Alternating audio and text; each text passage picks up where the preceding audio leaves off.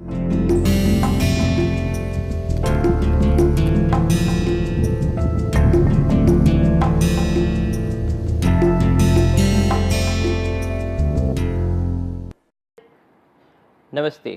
Today we will further build upon the topic of taper, look into forms and look at taper equations. As we saw in the previous lectures, taper is defined as taper is equal to change in the diameter upon change in the height. So, for instance, if you consider this portion of a cone,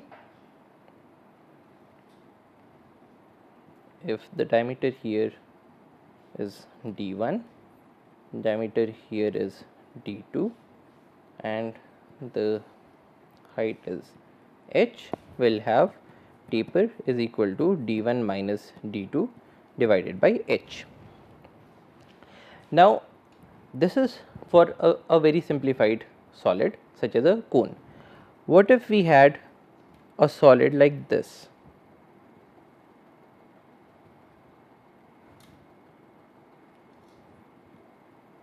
So, here as well the diameter at the bottom is d1, the diameter at the top is d2, the total height is h.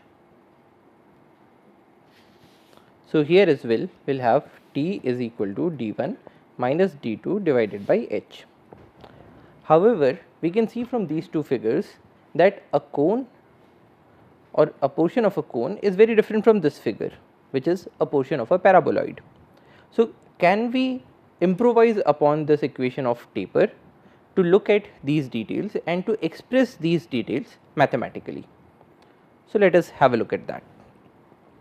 Now, in its simplest form, taper can be mathematically expressed as follows. So, we have d upon d reference is equal to h minus small h divided by h minus hr whole to the power of b1. If you wrote this as the equation of a taper, what would it denote? So, here we will have d is equal to dia at height h,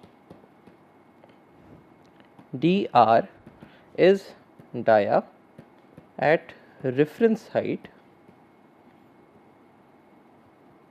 which is usually the diameter at breast height, or breast height is 1.37 meters in the case of Indian conditions. H similarly is the height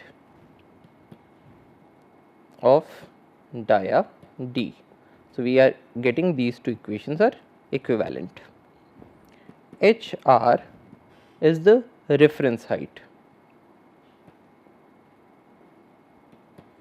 which is in our case is the breast height, or 1.37 meters. H is the total height of tree, and BT, it would be T, is the taper coefficient. Now, is this equation the same as our previous equation? So, let us have a look at this equation. So, we have a tree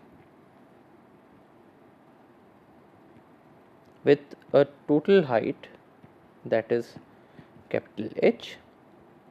We are interested in the diameter at a height of small h. So, here we have a diameter of d. We also have a reference height, which is the breast height, and here we have the diameter reference, which is our dbh. So, what does this equation now tell us? We are trying to see how this small d is varying as our reference diameter. So, we can also refer to it as capital Dr. So, we are trying to say how much is this small d in terms of our reference diameter as we go above the base of the tree. So, what is the numerator here? So, here we are having a reference height in both of these. So, the reference height is the total height of the tree, and our second reference is HR.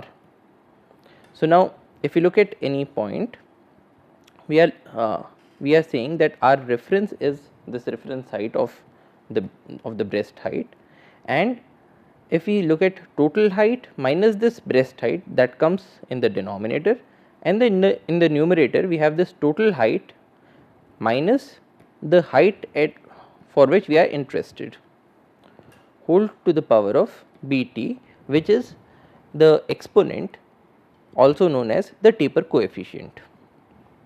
Now, why would we be interested in knowing this small d in terms of this complete formula? Now, if we in this formula we can say that this dr is a constant for any tree, capital H is constant for any tree. So, this is also a constant, HR is also a constant because we have taken it as the breast height. So, essentially what this equation is doing is that it is referring this small d as a function of capital D, capital H and small h, because HR and dr are known. So, this capital D is the diameter, this is, we can also refer to it as the small dr. So, why would this equation be useful to us? Well, if we have d as a function of the diameter at the breast height, the total height and the height of the and the height of any reference point, then we can figure out the volume of this tree. So, this is essentially the equation of the form of the tree. So, whether the shape is like this or the shape is cylindrical or the shape is conical, what this formula is doing is that it is telling us what the diameter of this form would be at different heights in terms of the diameter at the breast height and the total height of the tree. So, if we have this equation, can we figure out the volume? Now, let us consider a section that is a cylinder. Now, in this cylinder, we know that the volume is pi r square h or pi d by 2 square h or pi by 4 d square h. Now, that is the volume of the cylinder. But now, let us consider a very small section that has a height dh. Now, dh is a very small height, it has a diameter that is d at I. So, we are looking at the ith section of any shape. So, this is the ith section. So, we are considering this section to be having a very small height, that is given by dh. The diameter of this section is di. So, can we find out the volume? So, the volume of this section, also referred to as dV, would be using this formula, because this this section is considered to be a very small section, it has a very small height. So, we can consider it as a cylinder. So, in that case we will have dV is equal to pi by 4 di square dhi. So, if this is our small volume of the section, what is the total volume of the tree? We can write it as an integral pi by 4 di square dhi, where the height goes from height h1 to height h2. Now, if we are considering the complete tree, then h1 will be equal to 0 meters, but if we are considering any portion of the tree, suppose we are considering this portion, we want to figure out the volume of this section that goes from, so this height is h1, this height is h2, here you have the diameter of d1, here you have the diameter of d2. So, can we figure out the volume of this section? It will also be given by this formula. So, the volume is the integral, the height is taken from h1 to h2 pi by 4 di square dhi. Now, in this equation we have two variables, the height and the diameter. Now, if we use this formula for the diameter, we would get volume is equal to integral h1 to h2 pi by 4. Now, di will be taken from this equation. So, we have function of capital D, capital H and small h square dhi. Now, because capital D is a constant, capital H is a constant for this particular tree. So, what we are getting here is that this becomes integral of h1, integral from h1 to h2. So, this f can now be written as g as a function of h dhi.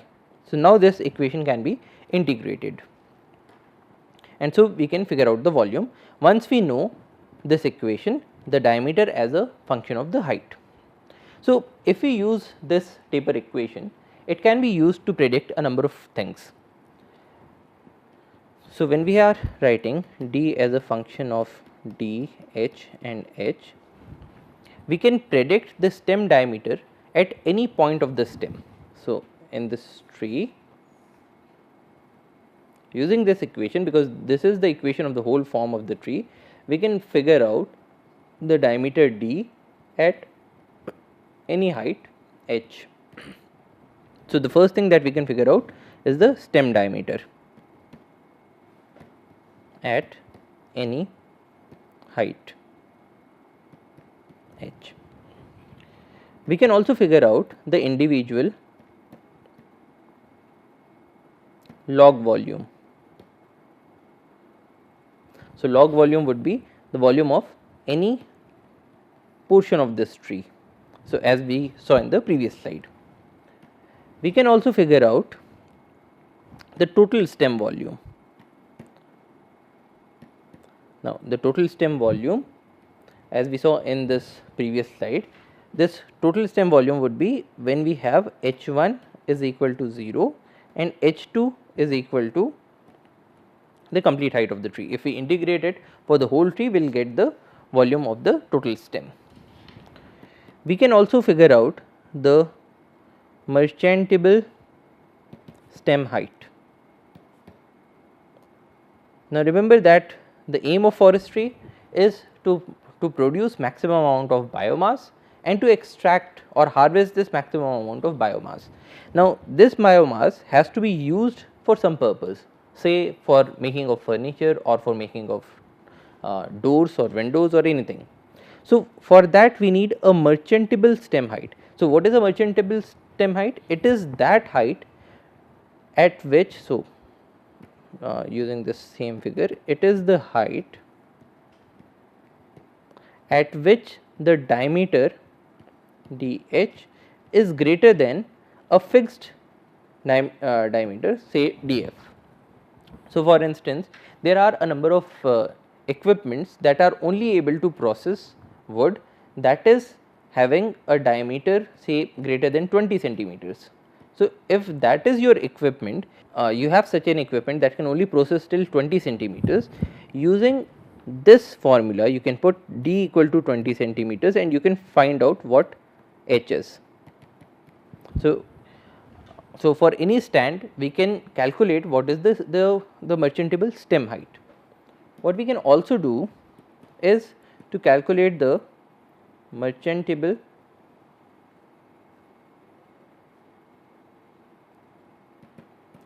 stem volume. So, what would be the merchantable stem volume? If we have d is equal to function of d, h and h, the merchantable stem volume V, so taking this previous equation, it will be pi by 4 function of d h and h whole square dhi integrated from h1 to h2. Now, in the case of the merchantable stem volume, your h2 would be the height at which d is equal to 20 centimeter. Taking this example that your merchantable diameter is greater than 20 centimeter. So, any height above this, because this tree is tapering upwards, so any height more than this would give you a diameter that is less than 20 centimeter. So, this height which you are calling as the merchantable stem height is the height at which you have d is equal to 20 centimeters. h1 would be the height at which we cut the tree. Now, if we are able to cut the tree at the base, you will have h1 is equal to 0, but in most cases it is very difficult to reach the base. So, we generally cut the tree at some height, it is generally 1 feet. So, in that case we will have h1 is equal to 1 foot. Now, so far so good. If we knew d as a function of h, d and h, we can calculate so many things. However, still we are having a few limitations. One limitation is that of the variety of shapes. Now, we can calculate all these volumes and the merchantable height only if we are able to get to this equation. Now, getting this equation is easy if you have the shape of a tree which is say a regular shape like a cone or say a portion of the paraboloid. In that case, it is very easy to get this equation. However, if you have a tree that is say crooked, it also has a few branches, then getting to this equation would be extremely difficult. The second limitation is, as we said before, branching. So, when we are using this equation, we are only calculating the volume of the main stem. However, the branches in many cases are also having such a large diameter that they can also be used in an economic fashion, but our equation which is d is equal to function of capital D, capital H and small h, it is not taking into account the branches. The third thing is that if we wanted to figure out this equation for a stand, we would be able to do it, but in the case of a few trees, they would be affected by site conditions, pathology, etc. So, for instance, in the case of one stand, you could have a tree that is having a very large height, but at the same time you could also be having a small tree. Why did this tree remain a dwarf? This could be because in the early stages of its life, it was affected or say infested by some insects or from some disease, or maybe at this location we have the soil that is nutrient rich, but at this point we have a soil that is nutrient poor. So, we can have n number of conditions that would result in this tree remaining dwarf, but this tree becoming tall in the same stand. So, these could be just trees standing next to each other, but still you will find a number of differences. In these conditions, we will not be able to deploy our equation, this equation to both these trees, because this is an average equation. Now, the equation of the tree that is given by this general equation has been computed by a number of authors. So, one such equation is called Behere's hyperbolic formula. So, this equation is the generalized equation, but then how does this equation look practically? So, Behere found out one formula that goes like this: d upon dBH is equal to L upon AL plus B. Now, here d is the dia at any point. So, this is the way in which this equation is written, but if we wanted to write it in this terms, this would become d upon dBH is our reference diameter is equal to L. Now, this equation talked about h. H is the height from the ground, but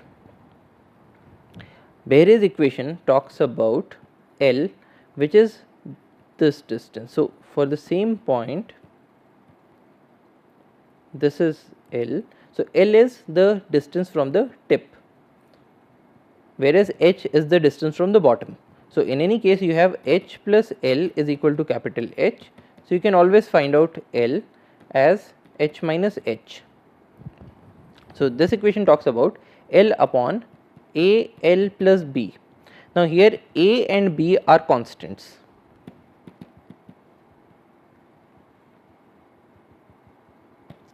Such that A plus B is equal to 1.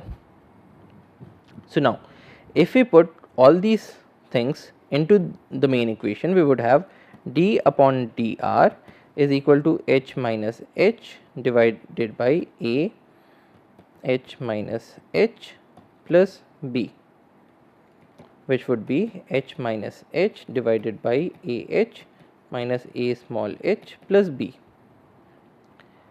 So, now here dr can also be written as d.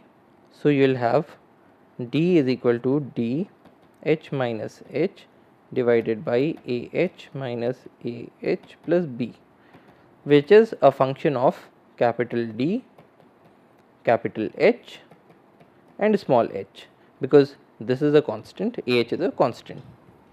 Similar to Behere's formula, we have also another formula which is called as the Hughes formula.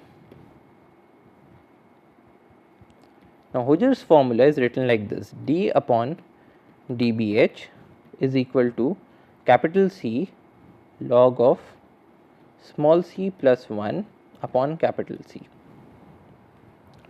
Here, as before, d is our diameter at any point, dBH is our reference diameter, capital C and small c are constants.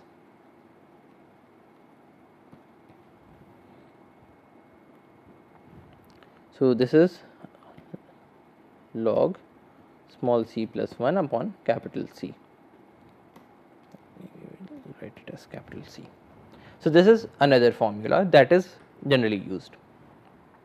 Now, we can write the taper equation, as we saw, is a function of d, h and h. But once you have derived a very complicated equation, how are you going to use it in the field? That becomes difficult. To solve that problem, we devise something that is known as a taper table. A taper table is a table that presents the stem height, stem diameter at different heights in the form of a ready reckoner table. So, for instance, you would have the diameter for all the heights h. So, if it is given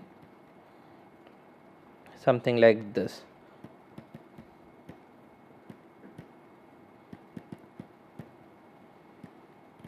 if you have a table like this, so instead of writing that your diameter is equal to 2h, you can write it in the form of a table. So, when you have this table, if you wanted to figure out what is the diameter at say a height of 1 meters, you can get 0.5 as the diameter, or if you wanted to figure out what is the height at which the diameter becomes 1.5, you can get that the height is 3. Now, there are two kinds of taper tables. One is a false taper table. Now, a false taper table gives diameters at fixed distances from the base of the tree. So, for instance, if you had height and diameter and say at fixed distances, say 1 meter. So, you will have 0, 1, 2, 3, 4 and so on. So, this would be a false taper table. The second thing is a true taper table, which gives the diameters at relative distances from the base of the tree. So, in the case of a true taper table, in place of h you might have, because this is a relative distance, you might have h by h versus d. So, for instance, at a height of say 5%, 10%, 15% and so on. Now, why is this called a false taper table and why is this called a true taper table? In the case of a false taper table, it does not consider the complete height of the tree, whereas a true taper table, it considers the complete height of the tree and gives all the heights as a relative fraction, which is why it is called a true taper table, because there is less amount of arbitrariness here. So, how do we construct a taper table? The construction of a taper table consists of 4 steps. 1, you fill a representative sample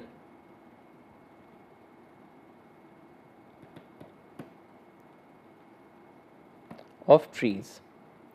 So, if you have say a forest stand in which you have trees of different heights, and if you wanted to construct a taper table, you would select some trees, say all those trees that have a height nearly this much. So, you will select these trees and then you will fell those trees. Once you have felled these trees, you take measurements.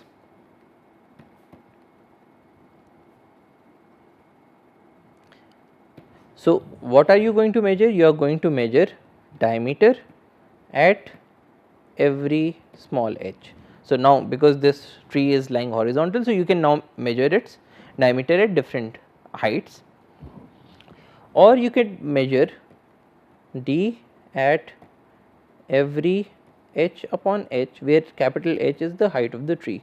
So, you can either measure it in fixed terms in terms of height, or you can measure it in percentage terms. 3, when you have this data of diameter and height, you can now fit an equation. So, fit a regression equation to get d as a function of height, or as we wrote it before, as a function of capital D, capital H and small h. We could either use the overbark diameter or the underbark diameter to fit this regression equation. Now, once you have the equation, you can now construct the taper table. So, once you have the representative equation, you can choose any height or you can choose any representative height and get d for those heights or for those representative heights, and then represent it in the form of a table.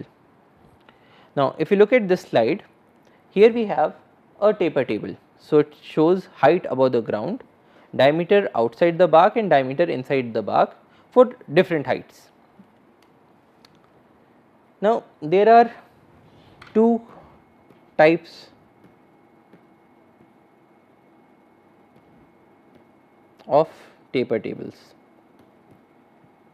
So, one classification was true or false taper table. The other classification is that of ordinary taper table or form class taper table. Ordinary taper table or form class taper table. Now, an ordinary taper table gives taper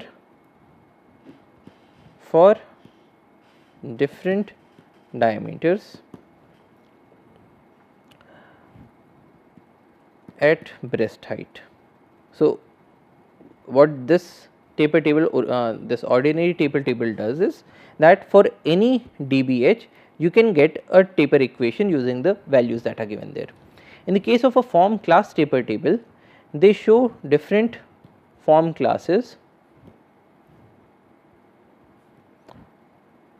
against diameter at fixed points on stem as percentage of dBH. Now, in India we only have ordinary taper tables, we do not have form class taper tables for most of these species. So, this is the only taper table that you are going to witness. Now, what are the uses of taper tables? We can get the volume of the average tree for each diameter and height classes. So, if you have a stand, and for that you can figure out the average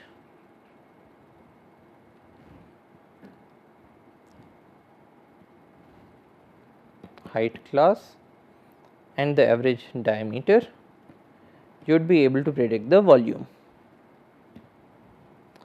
So, that is the first advantage, getting the volume of an average tree. Now, we can further use these volumes in the construction of volume tables. Now, what does a volume table do? Similar to the taper table, it gives us volume for trees of different height classes and trees of different diameters. So, if we represent it in the form of a table, we get a volume table. Thank you for your attention. Jai Hind.